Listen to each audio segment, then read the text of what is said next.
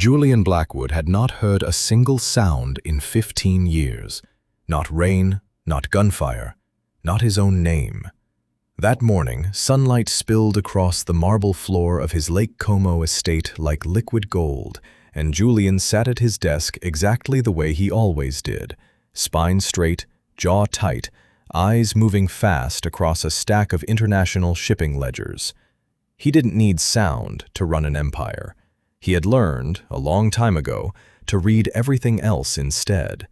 The twitch of a guard's shoulder, the shift of weight before a lie, the way a man's fingers curled right before he reached for a weapon. His guard, Marco, stood a few feet away, watching for the small hand signals Julian used instead of words. 2 fingers meant, "Bring the car around." A closed fist meant, "Wait." A flat palm, pressed down slowly, meant, "Say nothing."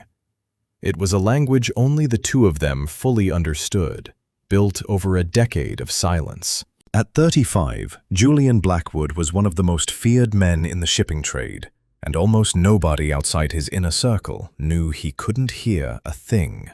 He liked it that way. Across the room, kneeling in front of a row of glass display cases, was the new housekeeper, a woman named Elena Rossi. She'd been hired 2 weeks earlier, technically to clean, but her real skill was something rarer. She'd trained for years in fine art restoration before her old employer's gallery collapsed and left her needing steady work. She moved with the same careful patience now that she once used on 300-year-old paintings, wiping down each case like it held something fragile, even though it only held porcelain. Elena hadn't said much to Julian since she started. Nobody on staff talked to him much. There were rules about that, unspoken ones, the kind you learned fast if you wanted to keep your job. But that morning, something made her look up. Julian's hand had gone still on the page in front of him. His shoulders had tensed in a way that didn't match anything he was reading. And then she saw it. A flicker of pain crossing his face, quick and involuntary. The kind of wince a person tries to hide and almost succeeds at. He pressed 2 fingers against the side of his head, just behind his ear, the way someone does when a headache turns sharp and specific instead of dull and general. Elena set down her cloth. She wasn't supposed to approach him, she knew that, but 18 months restoring damaged art had taught her to notice small, wrong details. The hairline crack in a frame, the discoloration that meant water damage was coming. And something about the way Julian kept touching that exact spot over and over looked less like a headache and more like pressure. She crossed the room slowly, giving him time to notice her and wave her off if he wanted to. He didn't. He watched her come closer with the wary stillness of a man who trusted almost no one, but didn't stop her either. "May I look?" she asked, and then, remembering, pointed gently toward his ear and mimed the question with her hands. Julian hesitated. Then, for reasons he couldn't have explained even to himself, he tilted his head slightly and let her. Elena leaned in. The light from the window hit his ear canal at just the right angle, and that's when she saw it. A small glint, silver and dulled with age, buried deep inside where no glint should ever be. Her breath caught. "There's something in there," she said, before remembering again that he couldn't hear her. She held up one finger, "Wait," and hurried back to her restoration kit, the same set of tools she used to lift centuries-old grime off oil paintings without damaging a single brushstroke underneath. She came back with a pair of fine tweezers, thin as needles themselves. Julian's guard, Marco, tensed near the doorway, one hand drifting toward his jacket. Julian lifted his palm. Wait. Something told him not to stop this. Elena knelt in front of him, motioned toward his ear one more time, silently asking permission again. Julian nodded, barely. Her hand was steady. Years of restoration work had trained her fingers not to shake, no matter how delicate the object. She guided the tweezers in slowly, found the edge of the small object lodged deep in his ear canal, and began, with impossible gentleness, to draw it out. It resisted for a second. Then it slid free. She held it up to the light, a tiny, tarnished, silver-capped needle, barely the length of a fingernail, coated in 15 years of buildup. And in that same instant, Julian Blackwood's world exploded into sound. The crash of lake waves against the shore outside hit him like a wall, wind rattling the windows, the creak of the floor beneath Elena's shoes. And closest of all, sharp and sudden and more overwhelming than anything else, Elena's soft, startled gasp as she stared at the needle in her tweezers. Julian's hands flew to both ears. His whole body went rigid.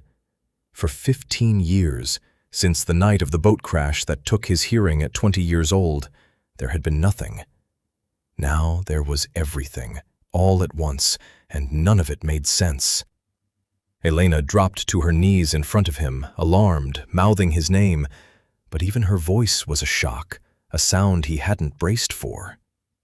Julian stared at the tiny silver needle still pinched between her fingers, and one question cut through the chaos in his mind louder than anything else.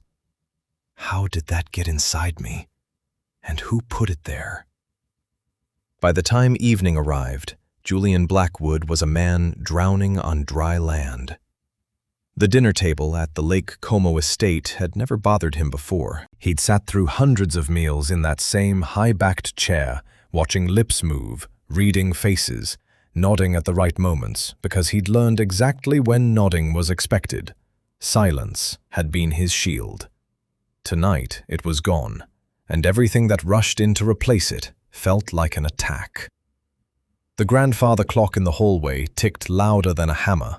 Somewhere in the kitchen, a pan scraped against a stovetop, and the sound sliced through his skull like glass. Two guards spoke in low voices near the door. He couldn't make out the words, only the rise and fall of tone, and even that felt like too much information flooding into a brain that had spent 15 years running without it. He gripped the edge of the table. His knuckles went white.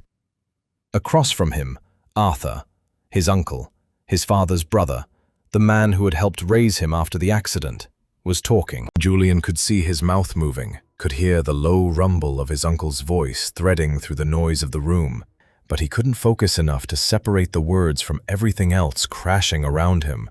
Forks against porcelain, a chair leg scraping the floor, his own heartbeat absurdly loud in his own ears.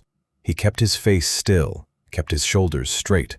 Whatever was happening to him, no one at this table could know. Not yet, not until he understood it himself.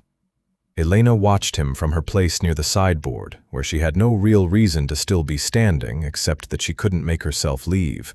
She saw what nobody else at that table seemed to notice, the too tight grip on his water glass, the muscle ticking in his jaw, the way his eyes kept darting towards sounds instead of settling on faces the way they usually did. She recognized it because she'd seen something like it before.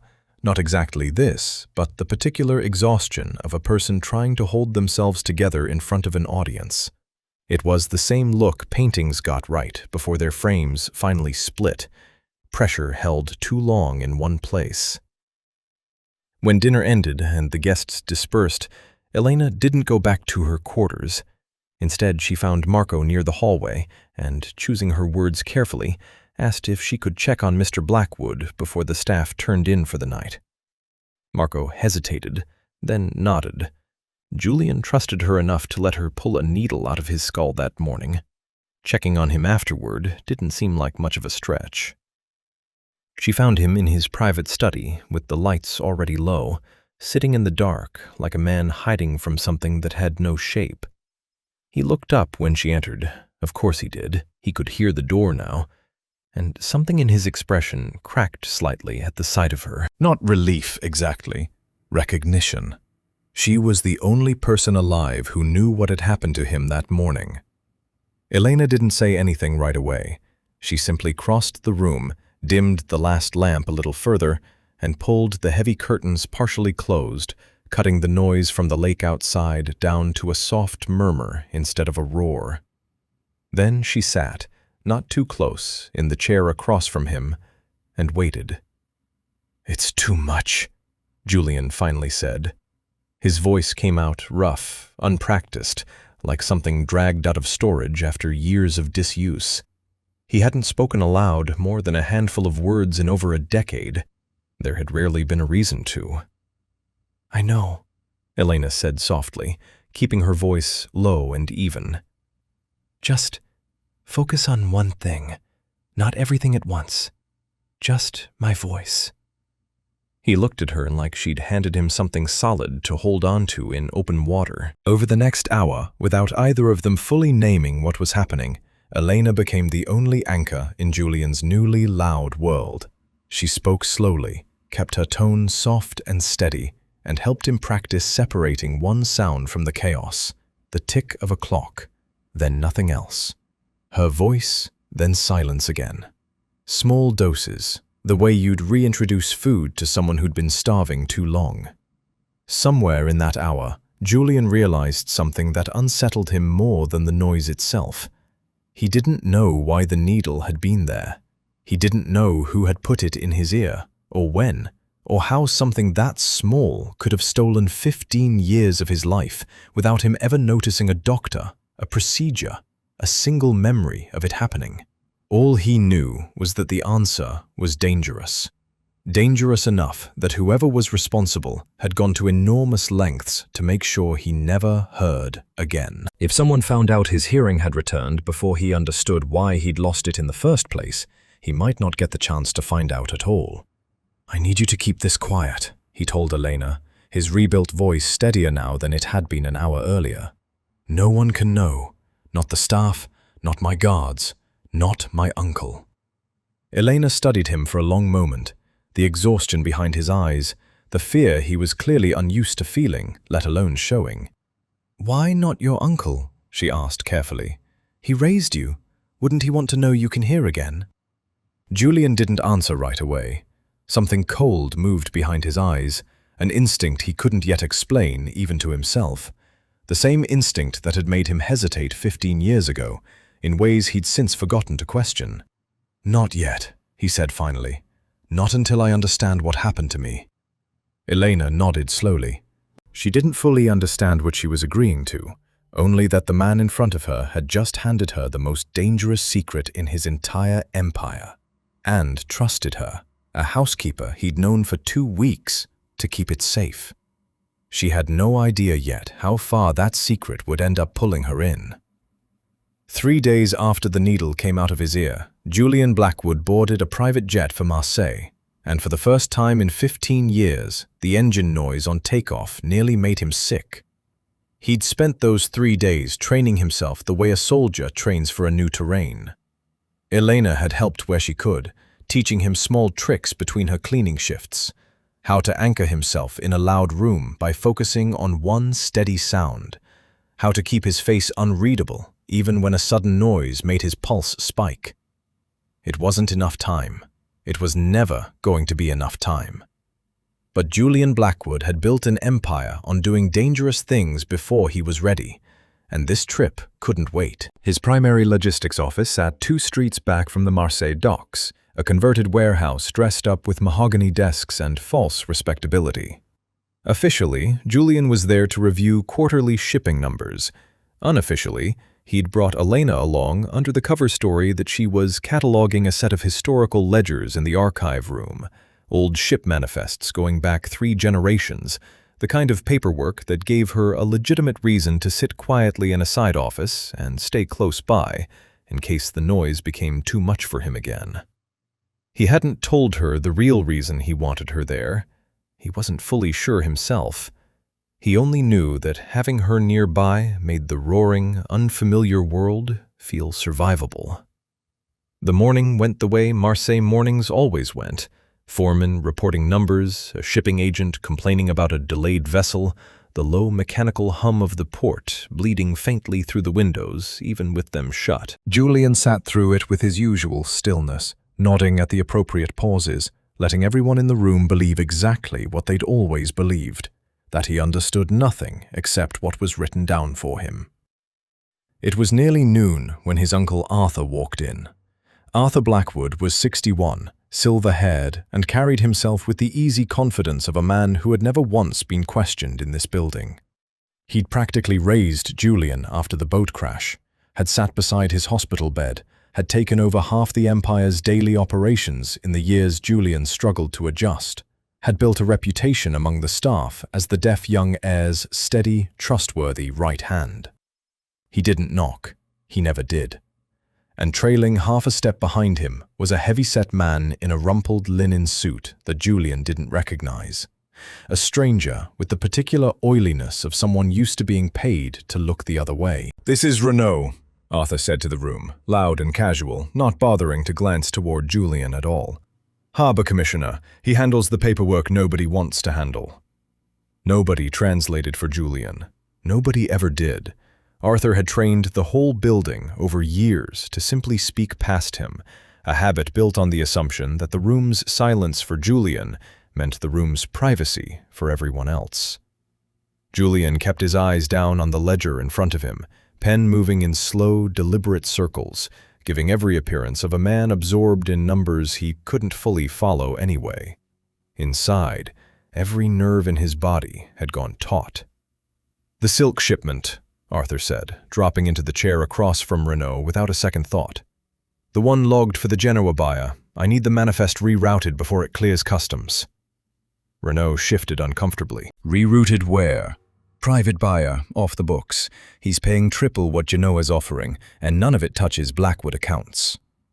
Arthur said it the way a man discusses weather, flat, unbothered, entirely certain no one in the room could hear him say it. Julian's pen stopped moving. He kept his head down, but every word landed inside him like a struck bell. Off the books.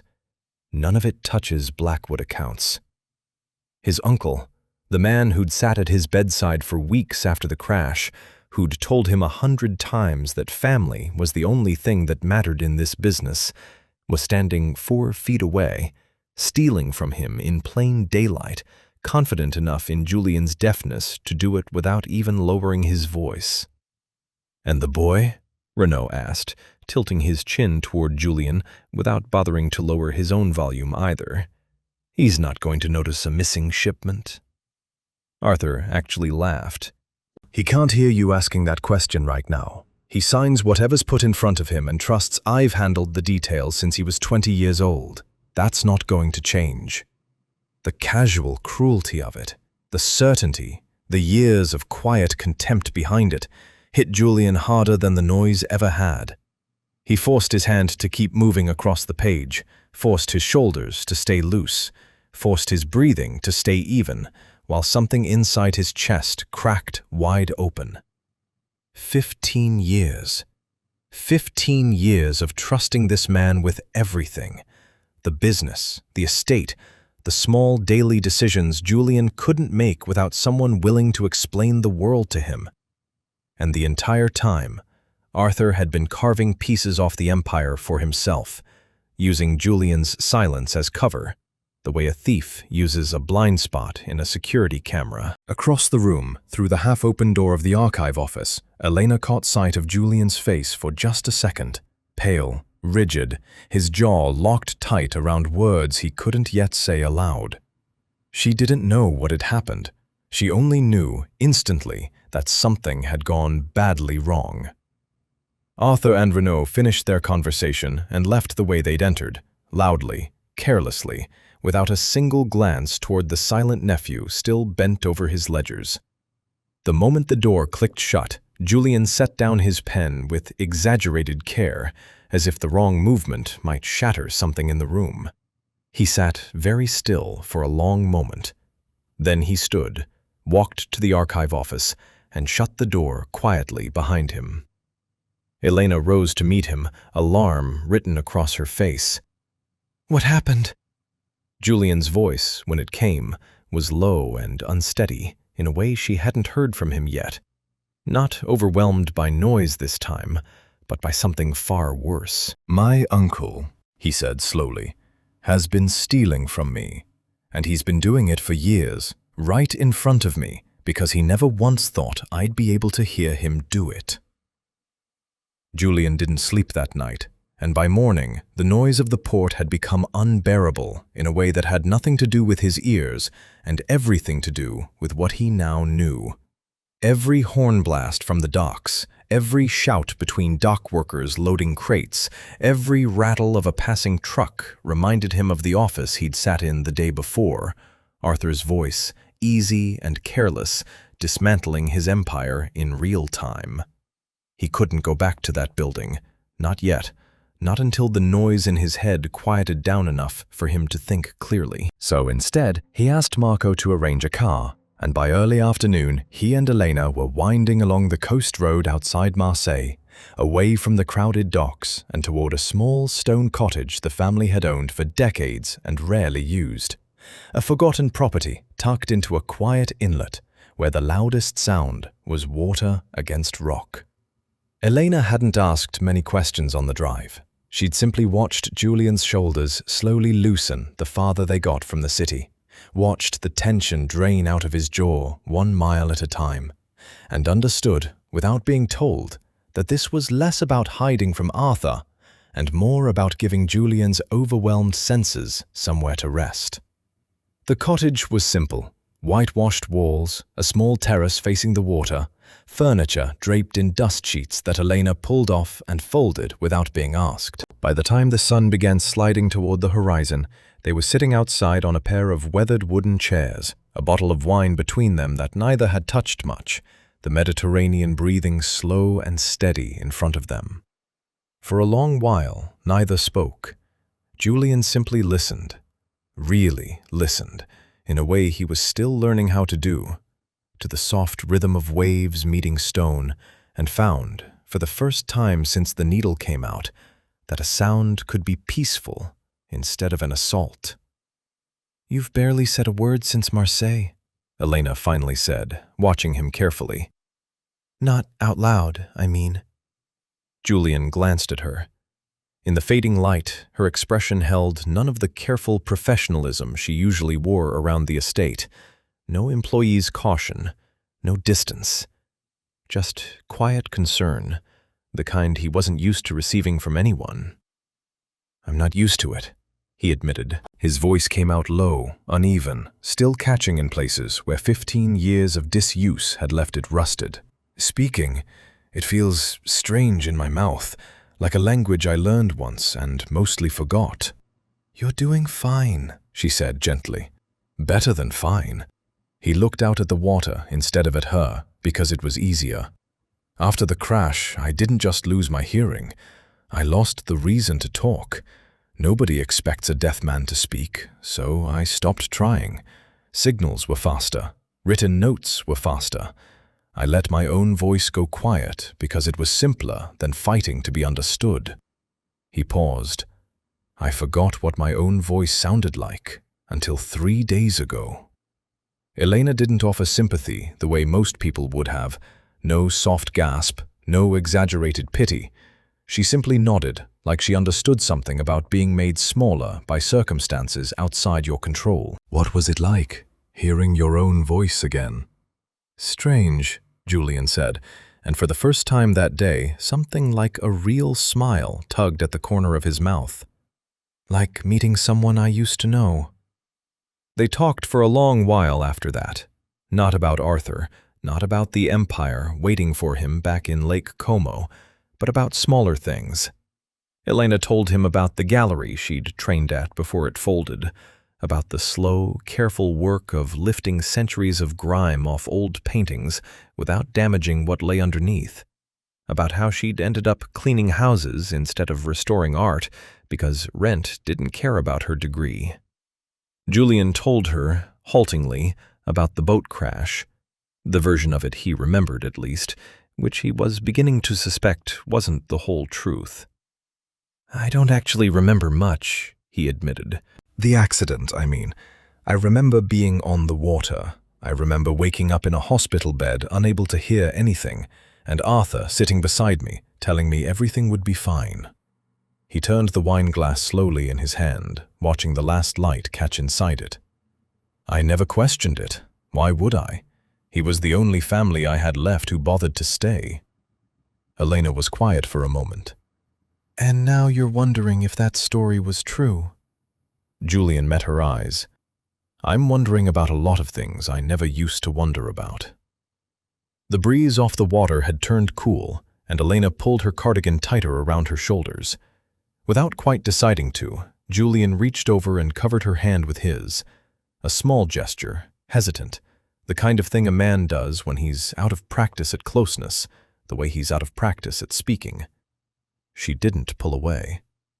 You don't have to figure all of it out tonight, she said softly. I know. His thumb moved once, slowly, across her knuckles. I just don't want to figure it out alone. Something shifted between them in the quiet that followed. Not sudden, not dramatic, but steady, the way trust builds between two people who've already survived something strange together. Elena leaned her head slightly toward his shoulder, and Julian, for the first time in 15 years, let himself simply exist in a moment without bracing for the noise that might come next. Above them, the stars came out one by one over the water, and neither of them moved to go back inside. Later, Julian would think of that evening as the exact point where two separate dangers had begun growing in his life at the same time. The danger of an uncle willing to steal an empire, and the danger of falling for a woman who now knew every secret he had left to hide. He wasn't sure yet which one frightened him more. They arrived in Venice 5 days later, posing as research assistants attached to a fictitious university project on maritime medical history. A cover story Elena had built with the same precision she once used to authenticate forged paintings. It had to hold up under scrutiny. If Arthur ever learned they'd gone digging into 15-year-old hospital records, there would be no explaining it away. The surgeon who had treated Julian after the boat crash had died 8 years earlier, but his private practice records had been absorbed into the archive of a small medical institute near the Rialto, the kind of place that still kept paper files in locked cabinets because no one had gotten around to digitizing them. Getting access required a letter of introduction, a modest bribe, and Elena's practiced, unbothered confidence. The same calm she'd once used to convince skeptical gallery owners she could be trusted with priceless canvases. You're good at this, Julian murmured as they were led into the archive room by a bored clerk who clearly wanted his lunch break more than he wanted to supervise them. I spent 3 years learning how to look like I belonged in rooms full of things worth more than my life, Elena said quietly. Convincing a records clerk is easier than convincing a museum board.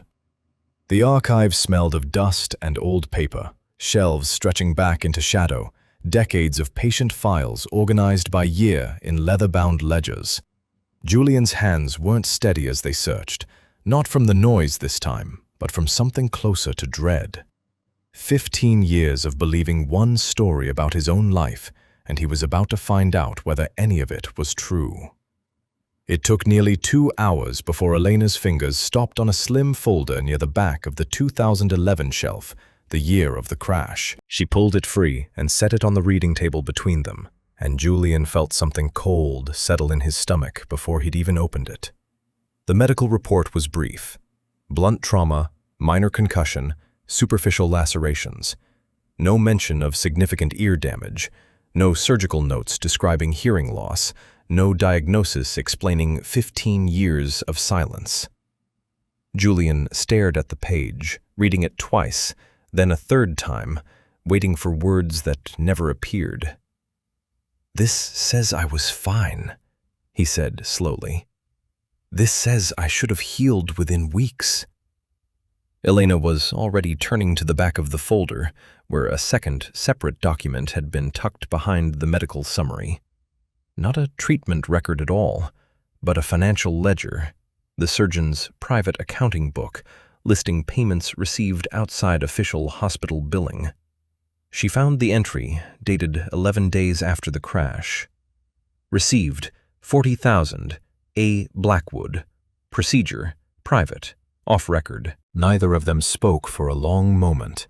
The words sat on the page like something radioactive, too large to fully process at first glance. "Arthur," Julian said finally, his voice barely above a whisper. "Arthur paid him." Elena scanned further down the page, her expression tightening. There, in the surgeon's own cramped handwriting, was a brief note appended to the transaction. Clinical, clipped, the kind of language a man uses when he's trying to make something monstrous sound routine.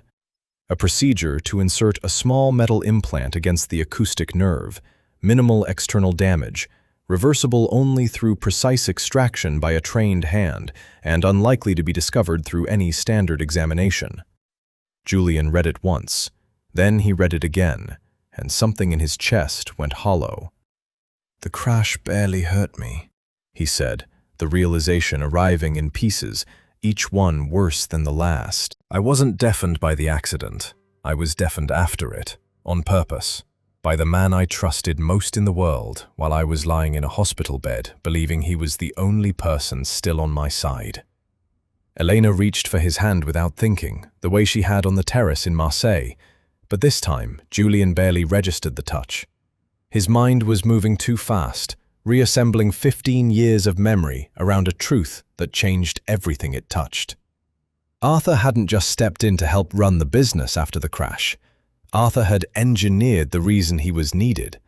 A 20-year-old heir, freshly deafened, disoriented, grateful for anyone willing to explain the world to him.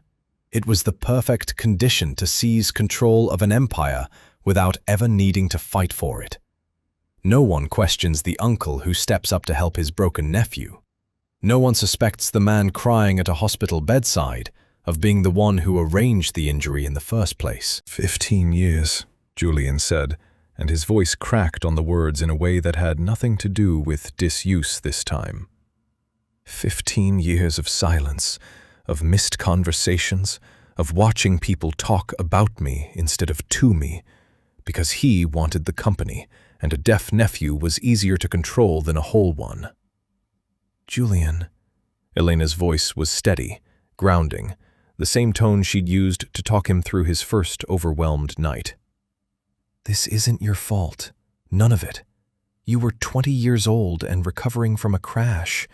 You trusted the person who was supposed to protect you. That's not a weakness. That's what family is supposed to be for."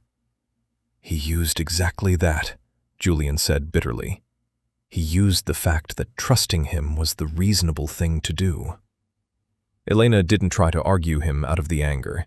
She recognized, from somewhere in her own past, that some wounds needed to be felt before they could be handled. Instead, she simply stayed close, her hand still wrapped around his, while he sat with the full weight of what 15 years of stolen silence had actually cost him. Outside the archive window, a church bell rang somewhere across the canal, and for once, Julian didn't flinch at the sound. He barely heard it at all. His mind was already somewhere else entirely, turning the financial ledger's confession over and over, building, piece by piece, a plan for exactly how he intended to make his uncle answer for what he'd done.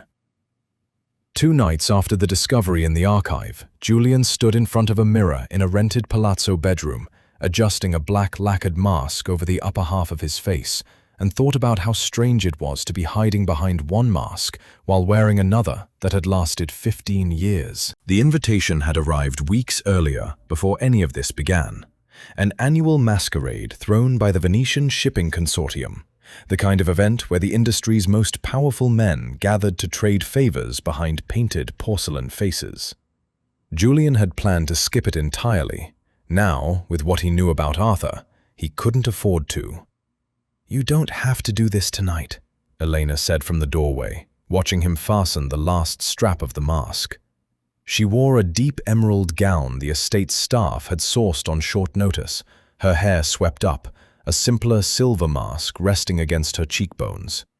She looked, Julian thought, like she belonged in every gilded room in Venice, even though 3 weeks ago she'd been cleaning display cases at his lake house. "We could wait. Build a stronger case first." "Arthur doesn't wait," Julian said. "And if he's moving fast enough to bribe surgeons and reroute silk shipments, I need to know exactly how fast and exactly who else he's pulling into it." He didn't tell her the rest of what worried him, that every day he stayed silent about what he knew was another day Arthur had to consolidate whatever plan came next. 15 years of practice at reading rooms without sound had taught him patience. But patience without information was just standing still while the ground shifted beneath him. The Grand Canal Palace was lit with 1,000 candles by the time they arrived. The ballroom, a churning sea of masks and silk and murmured conversation, water lapping softly against the building's ancient foundations outside. For most guests, it was simply spectacle. For Julian, walking into that room with fully restored hearing for the first time, it was closer to drowning. 100 conversations overlapping, glasses clinking, a string quartet playing somewhere near the far wall, laughter rising and falling in waves he hadn't yet learned to filter. Elena stayed close beside him, her hand resting lightly at his elbow, murmuring small observations only he could hear. "There's a break in the noise near the terrace doors. Breathe there if you need to." The same grounding technique she'd used since that first overwhelmed dinner at Lake Como. Nobody watching them would have guessed she was doing anything but accompanying her employer to a party. Only Julian knew she was quietly keeping him upright inside a room built to overwhelm him. He kept his deaf facade fully intact, nodding at the right moments, letting men in gilded masks speak past him the way they always had, gathering information from a position everyone assumed was blind and empty. It was, he was beginning to realize, the greatest advantage he'd never known he had.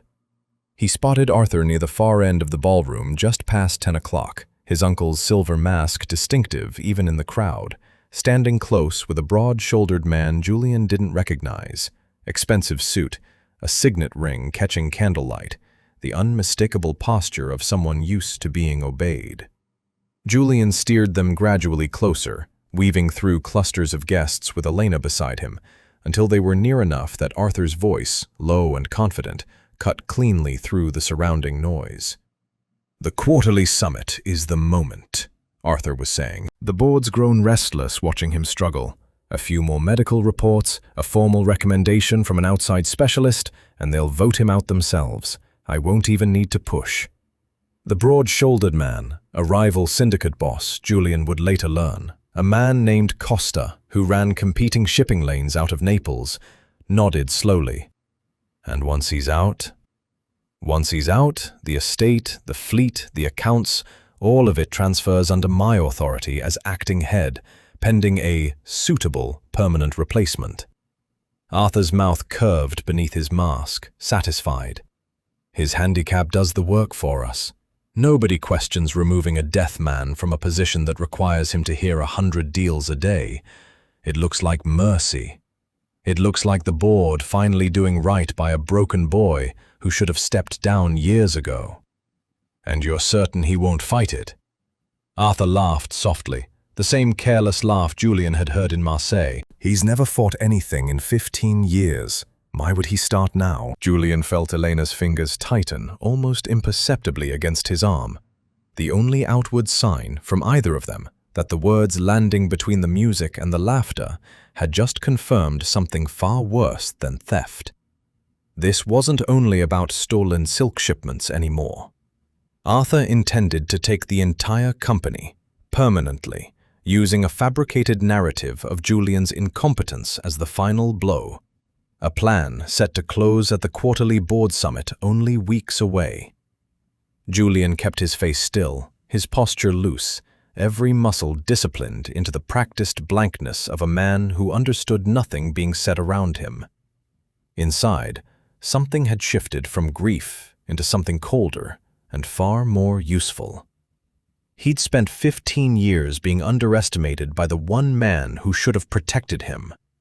Arthur had built his entire plan on the assumption that Julian's silence was permanent, that a deaf nephew would always be an easy nephew to move around like a piece on a board. He had no idea that piece could hear every word. Julian guided Elena gently toward the terrace doors, out into the cool night air above the canal, before his expression could betray anything to the crowded room behind them. Only once they were alone, the music muffled by glass and distance, did he finally speak. "They're going to try to remove me at the summit," he said quietly. using fabricated medical reports, using exactly the disability he created. Elena searched his face in the candlelight spilling from the ballroom windows. "What are you going to do?" Julian looked back through the glass at the silver-masked figure still laughing among his guests, utterly certain of his own victory. "I'm going to let him walk straight into the trap he thinks he's building for me," Julian said. "And when he does, I'm going to be the one holding every word he's ever said in front of me." Florence was supposed to be a stop for one night, a place to rest before the final stretch back to Lake Como, where Julian intended to begin quietly building the case that would bring Arthur's plan crashing down before the quarterly summit. Instead, it became the place where everything he and Elena had built over the past 2 weeks nearly came apart. The trouble started the moment Julian woke before dawn, unable to sleep, and made the decision that would define the rest of the day. He was not going to let Elena anywhere near what came next. He'd spent the flight from Venice running the numbers of what he was about to do: expose his uncle, dismantle a 15-year deception in front of a board of powerful, dangerous men, and likely trigger a war within his own organization that would make the theft in Marseille look small. Arthur wasn't the kind of man who would go quietly, and Elena, a housekeeper with no protection, no family connections, no standing in this world, would become an obvious target the moment anyone suspected how much she knew. By the time she woke and came down to the hotel's private terrace for breakfast, Julian had already made calls. He had a proposition ready, laid out with the same cold precision he used for closing business deals, because it was the only language he trusted himself not to fumble. "I've arranged something for you," he said before she'd even sat down. "A position at a restoration firm in Florence. A good one, well respected, doing the kind of work you trained for instead of scrubbing display cases. And a settlement. Enough that you won't need to worry about rent or work you don't want for a long time." Elena went very still. "A settlement," she repeated slowly. "It's not charity," Julian said, already sensing, too late, that he'd chosen the wrong words. "It's protection. What's coming for Arthur is going to get ugly, and I won't have you anywhere near it when it does." "So you're paying me off?" Her voice had gone flat, careful in a way that was somehow worse than shouting. "After Marseille, after Venice, after everything you told me on that terrace about how you didn't want to figure this out alone, you've decided the solution is to hand me a check and a job in another city? I'm trying to keep you safe. You're trying to manage me." Elena stood, the chair scraping hard against the stone floor. "Like I'm a shipment you need rerouted somewhere convenient.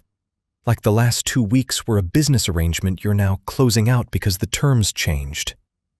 "That's not," Julian started, but she was already talking over him, something in her that had been building far longer than this morning, finally breaking loose. "Do you know what it's like," she said, "to spend your whole career being told your work isn't wanted anymore, and then finally find someone who actually needs you, actually sees you, and then have that person decide, unilaterally, without asking, that the kindest thing he can do is push you out the door with money attached so it doesn't look like abandonment?" Julian felt the accusation land somewhere he had no defense prepared for. "I'm not abandoning you. I'm protecting you. You're doing both at the same time and pretending they're different things." Her eyes were bright, furious, and beneath the fury, unmistakably hurt.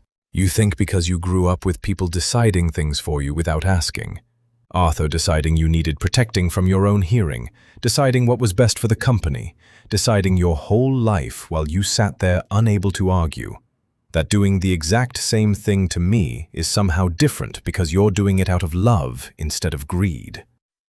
The words hit harder than anything Arthur had said in Marseille, because they were true, in a way Julian hadn't let himself see. He'd spent 15 years being managed by a man who dressed control up as care. And here he was, doing the same thing to the one person who had never once tried to control him. "Elena, no!" She held up a hand, and for a moment the gesture was so close to one of his own silent signals that it stopped him cold. You don't get to decide, alone, in a room I wasn't in, what's best for my life. Not after everything we've been through together. If you wanted to talk about the danger, about what happens next, you should have talked to me, not arranged it like a transaction and presented it to me over breakfast. I was trying to give you a way out before things got worse. I didn't ask for a way out. Her voice cracked slightly on the last word, and it was that small break, more than anything she'd shouted, that made Julian finally understand how badly he'd misjudged this. I chose to stay. In Marseille, in Venice, every single time I chose it. And you just took that choice away from me without asking, the same way everyone in your life has always taken things away from you without asking, and you didn't even notice you were doing it. She didn't wait for him to respond.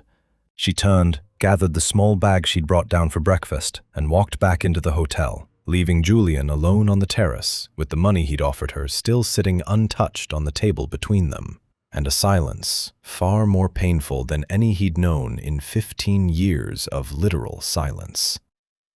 He didn't go after her. Some old, stubborn part of him, the part that had learned, over a decade and a half, that trusting his own instincts about people rarely ended well, told him to let her go, that maybe this was proof he shouldn't have let himself get this close to anyone in the first place.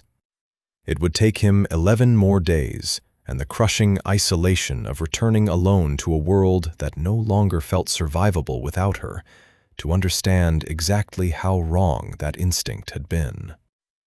Milan without Elena felt louder than Venice had ever been. Julian returned to his corporate headquarters 4 days after Florence, and from the moment his car pulled into the underground garage beneath the building, the city seemed determined to remind him of everything he'd lost the moment he'd let her walk away.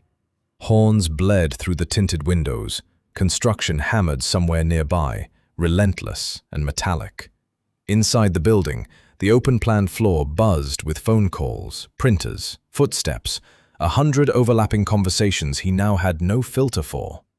For 2 weeks, Elena had been the thing standing between him and this exact kind of chaos, the quiet voice that helped him find one steady sound inside 100 competing ones, the hand at his elbow reminding him where the terrace doors were if he needed to breathe.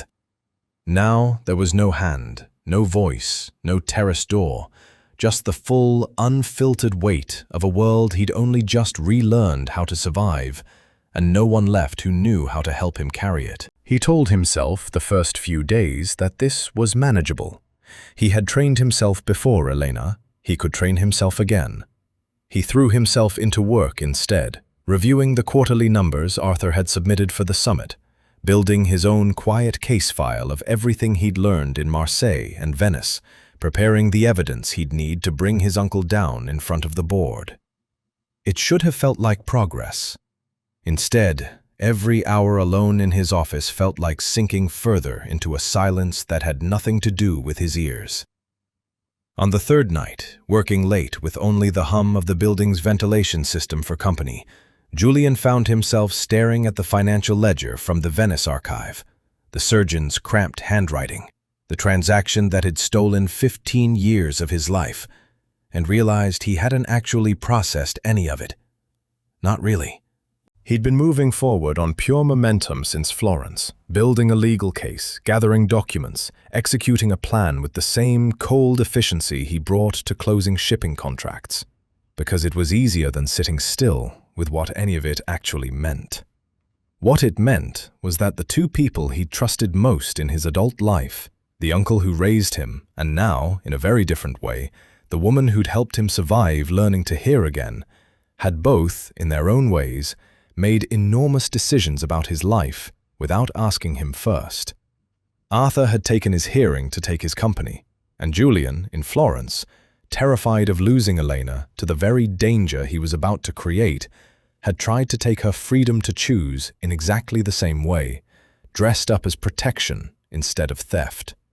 He hadn't seen the resemblance until it was sitting alone in an empty office at midnight, staring back at him from a stack of legal paperwork. The realization arrived slowly, then, all at once, the way real understanding usually does. He wasn't protecting Elena in Florence. He was scared.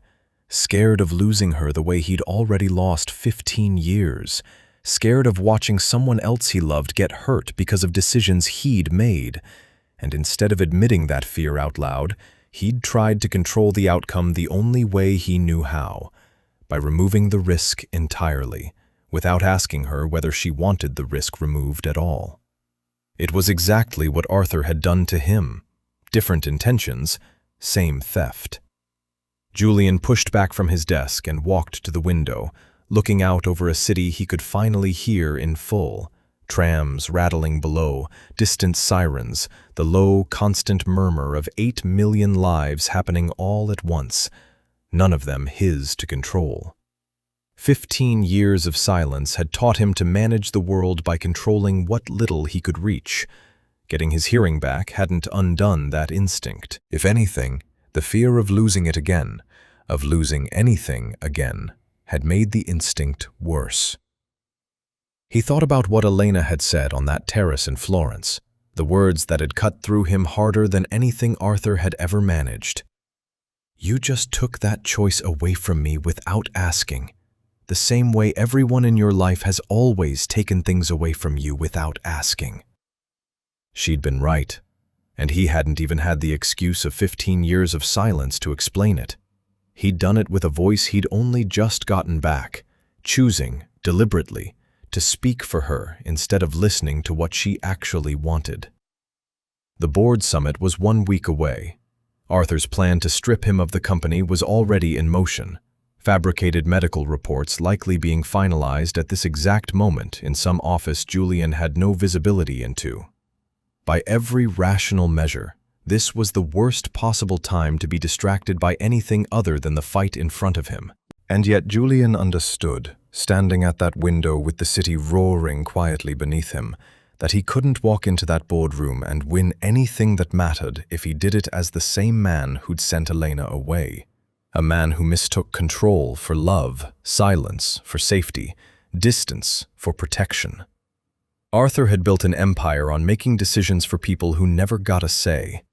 If Julian dismantled that empire only to repeat the same pattern with the person he cared about most, the victory would be hollow in a way no boardroom triumph could fix. He needed her, not as a grounding technique for overwhelmed senses, not as a convenient anchor to help him survive a loud room. He needed her the way a person needs another person, as a partner whose choices mattered as much as his own, someone he wanted beside him not because he required managing, but because the version of his life that included her was simply, unmistakably, better than the one that didn't. He picked up his phone, then set it down again. Some apologies weren't meant to be delivered from a distance, filtered through a screen, easy to dismiss or dodge. Not after what he'd taken from her in Florence. Julian Blackwood, who had spent 15 years learning to survive without a voice and 2 more weeks relearning how to use one, made a decision that night that had nothing to do with silk shipments or boardroom votes. In the morning, he was going back to Florence, and this time, he wasn't bringing a settlement offer. The restoration workshop sat on a quiet street near the Oltrarno, tucked behind a wooden door so unassuming that Julian walked past it twice before Marco pointed out the small brass plaque beside the entrance. Inside, the air smelled of linseed oil and old varnish, and afternoon light fell in long slants across a room full of half-restored canvases propped on easels, their damaged sections stripped back to raw pigment, waiting for careful hands to make them whole again. Elena was standing at the far end of the workshop, bent over a small portrait with a magnifying loupe pressed to one eye, so absorbed in her work that she didn't hear the door open. For a moment, Julian simply watched her, steady, focused, entirely in her element in a way she'd never quite been at the Lake Como estate, no matter how gracefully she'd carried herself there. 2 other restorers worked at nearby stations, and one of them, an older woman with silver-streaked hair, glanced up first, noticing the well-dressed stranger standing uncertainly near the entrance. She said something to Elena in quiet Italian, and Elena straightened, turned, and went very still when she saw who it was. Julian. Her voice held no warmth, but no immediate anger either, just wariness, the careful neutrality of someone bracing for a repeat of what had already hurt her once. "I'm not here to offer you money," Julian said quickly, before she could decide to walk away. "Or a job, or anything that looks like a settlement. I came because I was wrong, and I wanted to tell you that in person, not from a distance where it would be easy for either of us to pretend it didn't matter." The other restorers had stopped pretending to work, watching the exchange with open curiosity. But Julian found he didn't care. He'd spent 15 years perfecting the art of saying nothing in front of an audience. Whatever came next, he wasn't going to let old habits make him a coward again. "I spent a week telling myself I sent you away to protect you," he continued, his voice steadier than he expected, though his hands weren't. "That was a lie I told myself, because the truth was harder to say. The truth is, I was terrified. Terrified of losing you the way I lost 15 years of my life, suddenly, completely, because of someone else's decision I had no say in. And instead of admitting that fear to you, instead of trusting you enough to face it together, I did exactly what Arthur did to me. I made a decision about your life without asking you, and I dressed it up as love so it would hurt less to swallow." Elena set down her loop carefully, her expression unreadable, but she hadn't moved away. "You were right in Florence," Julian said. "Every word. I've spent my whole adult life having choices made for me. By a boat crash I didn't cause, by a hearing loss I didn't understand, by an uncle who decided what was best for me without ever once asking what I actually wanted. I thought getting my hearing back would fix that. It didn't. It just meant I finally had a voice loud enough to do the same thing to someone else." He took a breath.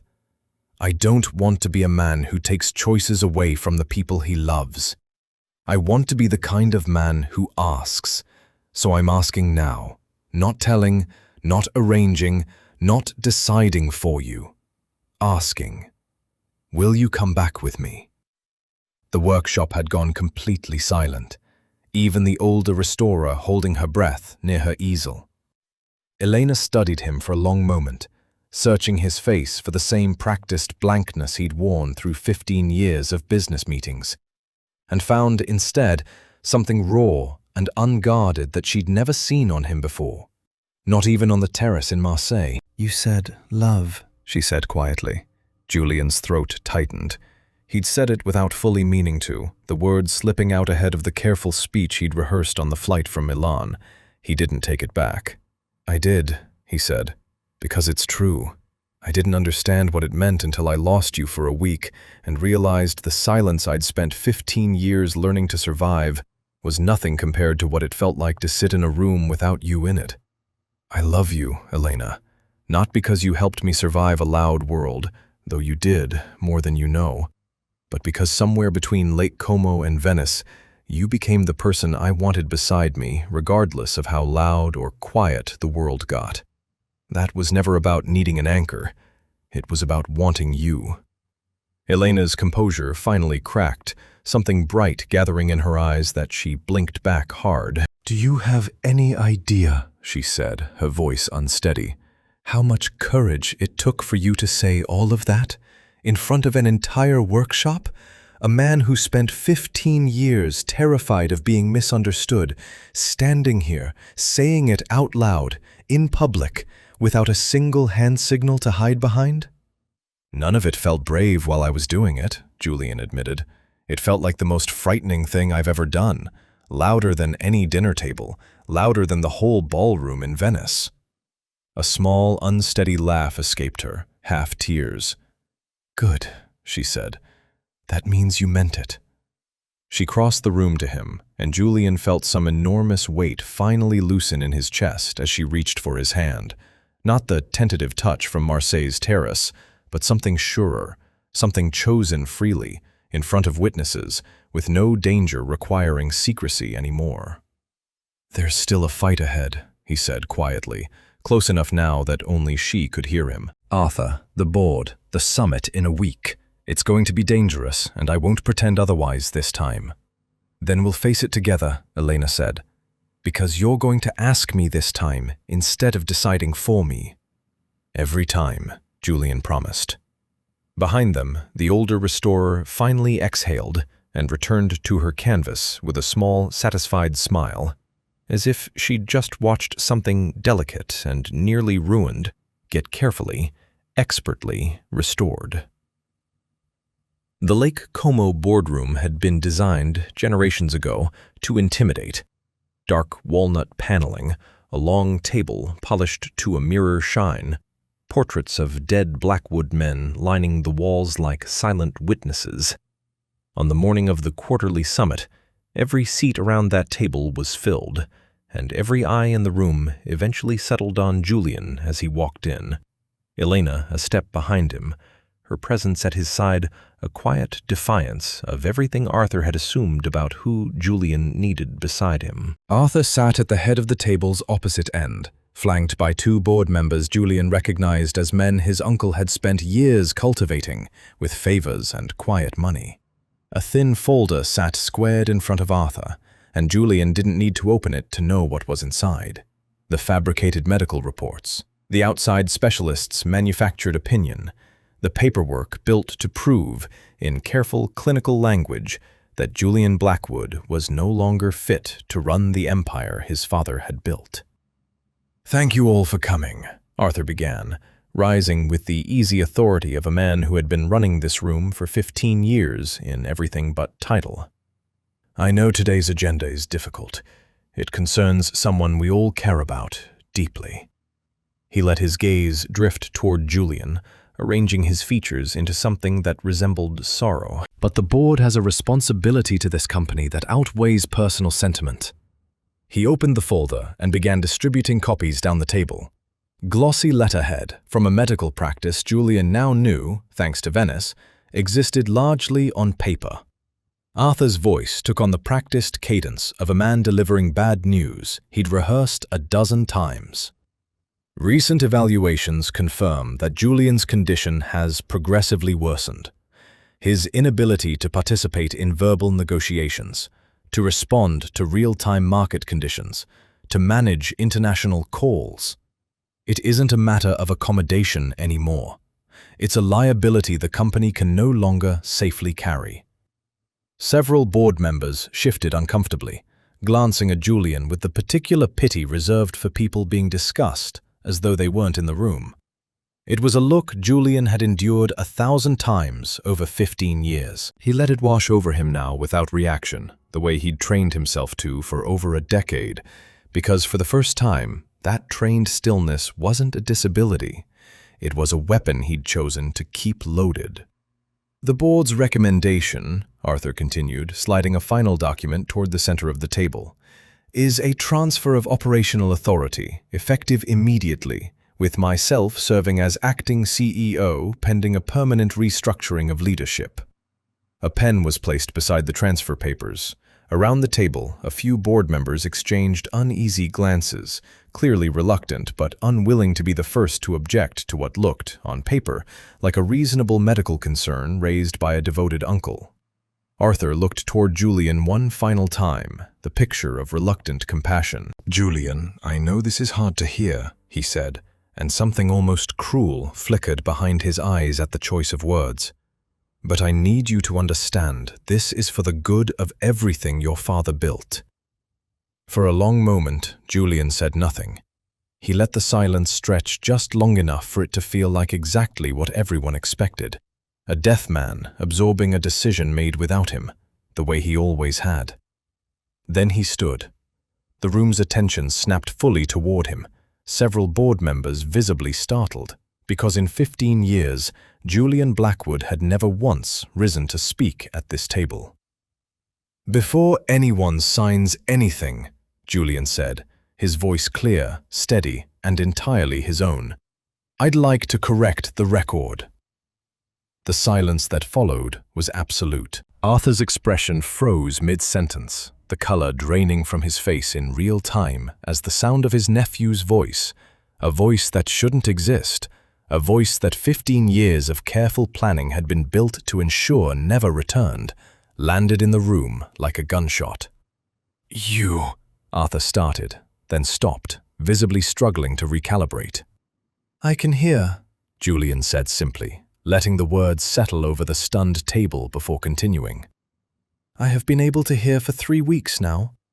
Long enough to travel to Marseille, where I heard you tell Harbour Commissioner Renaud that you were rerouting our silk shipments to an off-the-books buyer because, and I believe this was your exact phrasing, I can't hear you asking that question right now." A ripple of shock moved down the table. Arthur's mouth opened, no sound emerging. "Long enough to travel to Venice," Julian continued, "where Elena and I found the surgeon's private ledger, the one recording a €40,000 payment from your personal account 11 days after my accident for an off-record procedure to implant a device against my acoustic nerve. Reversible, the notes say, only through precise extraction. You didn't just fail to protect me after that crash, Uncle. You made certain I'd never fully recover from it, because a deaf 20-year-old was easier to control than an heir with a voice." Gasps broke out around the table. One board member reached instinctively for the transfer papers and slid them away from himself, as if distance might undo his earlier willingness to sign. "And long enough," Julian said, his voice hardening, "to attend a masked gala in Venice, where you told a rival syndicate boss named Costa that my, quote, handicap does the work for us, and that removing me at this exact summit would look like mercy rather than theft." Arthur's silver-haired composure had entirely collapsed. You can't prove any of this." "I don't need to prove it," Julian said quietly, and the quiet was somehow more devastating than shouting would have been. "I remember every word of it, in your own voice, spoken directly in front of me because you were so certain I'd never hear it. The Venice archive has the ledger. The Harbour Authority in Marseille has shipping records that will confirm the rerouted manifests the moment anyone bothers to check. And every person in this room just watched you build a false medical case to seize a company you've been quietly robbing for 15 years. He looked around the table, meeting the eyes of board members who, one by one, were beginning to understand exactly how thoroughly they'd nearly been used.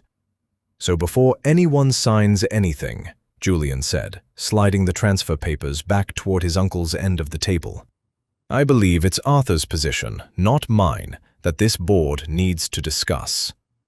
Arthur Blackwood did not go quietly. For nearly 20 minutes after Julian finished speaking, the boardroom dissolved into the kind of controlled chaos that only happens when powerful people realize, in real time, exactly how close they came to being complicit in something irreversible.